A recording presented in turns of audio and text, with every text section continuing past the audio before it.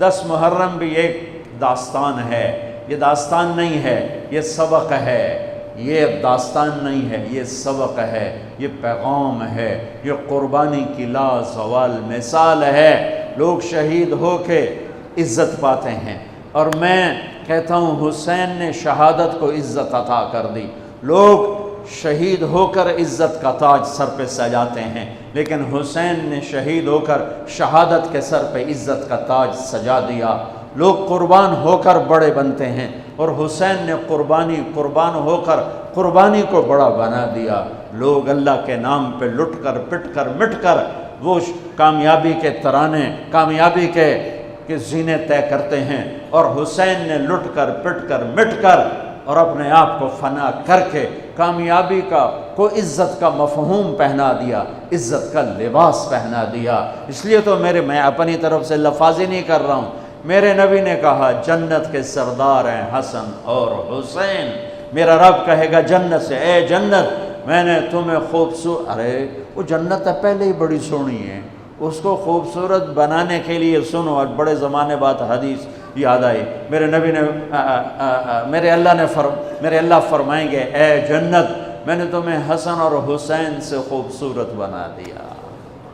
شہادت کو حسین نے خوبصورت بنایا، قربانی کو آل رسول نے خوبصورت بنایا، کامیابی کو آل رسول نے مفہوم پہنایا، اللہ کے نام پر مر مٹنے کے لازوال معنی سمجھائے، اللہ کو پا لینے کے لیے کیا کہاں تک جایا جا سکتا ہے کر کے دکھایا، اللہ کو پا کر سب کچھ کھو کر کیا کیا جا سکتا ہے، کربلا وہ پیغام ہے۔ یہ صرف 10 دن کے لیے رونے دھونے کا پیغام، بے شک حسین کے لیے رونا بھی سنت۔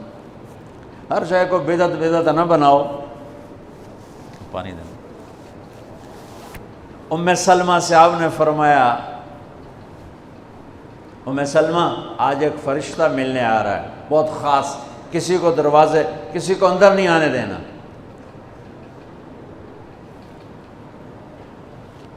حضرت ام سلمہ پیرے پہ کھڑی ہو گئی، تھوڑی دیر میں حسین آ گئے، چھوٹے بچے معصوم ابھی، اندر جانے لگے، انہوں نے روک دیا، وہ رونے لگے، وہ روئے تو انہوں نے چھوڑ دیا۔ تھوڑی دیر کے بعد اندر سے میرے نبی کے زور زور سے رونے کی آواز آئی، زور زور سے رونے کی آواز آئی۔ ام سلمہ رہ نہ سکی، بھاگ کے اندر گئیں، تو آپ نے کیا دیکھا؟ آپ نے حسین کو یوں سینے سے چمٹایا ہوا تھا اور ایسے ہل ہل کے رو رہے تھے، ایسے بلک بلک سسک سسک کے رو رہے تھے، اور آپ کے آنسو آپ کے رخسار اور داڑھی پر اتر کر رہے تھے، اور آپ نے یوں بھینچا ہوا، ایسے دبایا ہوا تھا۔ تو حضرت ام سلمہ نے کہا میرے ماں باپ قربان یا رسول اللہ، کیا ہوا؟ آپ ایسے تڑپ کے کیوں رو رہے ہیں؟ تو آپ نے روتی آواز میں کہا، بہتے آنسوؤں کے ساتھ، کپ کپاتے بدن کے ساتھ، کہ ام سلمہ یہ فرشتہ جو مجھے ملنے آیا تھا یہ میرے بچے کو دیکھ کر کہہ رہا ہے کہ آپ کی امت اس بچے کو قتل کر دے گی، اور جہاں اس کا خون گرے گا وہ مٹی مجھے دکھائی ہے اس نے، کہ میں اس لیے اس پہ رو رہا ہوں۔ ابھی تو وہ شہید نہیں ہوئے اور رویا جا رہا ہے، تو ہم تو ان کی شہادت پہ روتے ہیں بھائی، ہم تو ان کی شہادت پہ روتے ہیں، اور یہ قیامت تک روتے رہے گی دنیا۔ قیامت یہ اللہ کا نظام ہے، اس نے کربلا کے واقعے کو یوں کر دیا جیسے ہر سال آج ہی ہوا ہے، آج ہی حسین شہید ہو رہے ہیں، آج ہی عبداللہ کا سر کٹ رہا ہے، آج ہی زینب کی چادر کو پھاڑا جا رہا ہے، آج ہی لاشوں کو گھسیٹا جا رہا ہے۔ وہ میں حیران ہوتا ہوں، ٹیپو سلطان سرنگا پٹم میں شہید ہوئے، دشمن کون انگریز کون کافر،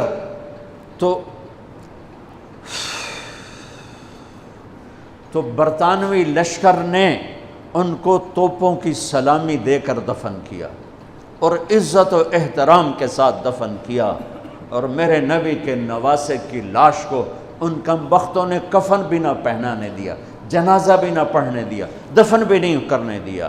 اگلے دن بنو اسد کے بارے میں پتہ چلا عمر بن سعد کو،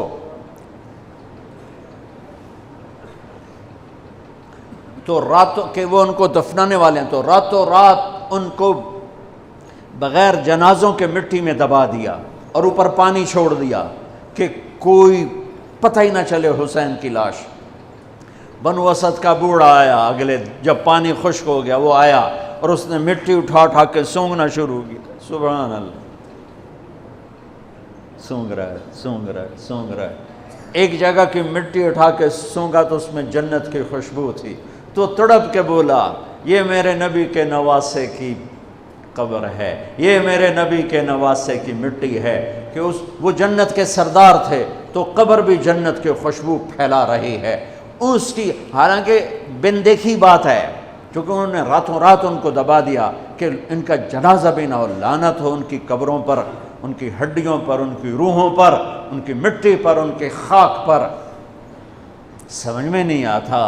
نبی کے گھر کے کتے کی بھی ہم تو عزت کریں گے اگر آج ہمیں پتہ چلے یہ نبی کے گھر کا کتا ہے۔ ان کم بختوں کے سامنے نبی کے نواسے کھڑے تھے، نبی کی نواسیاں تھیں اور نبی کی اولاد تھی، اور ان کے دل ایسے پتھر، آنکھیں ایسی اندھی، کان ایسے بہرے کہ انہیں ایسے تلوار چلائی جیسے سامنے کوئی رومی لشکر کھڑا ہو، یا جیسے سامنے کوئی فارسی لشکر کھڑا ہو۔ اتنے عظیم ہستیاں، میں کہاں سے بیان کروں،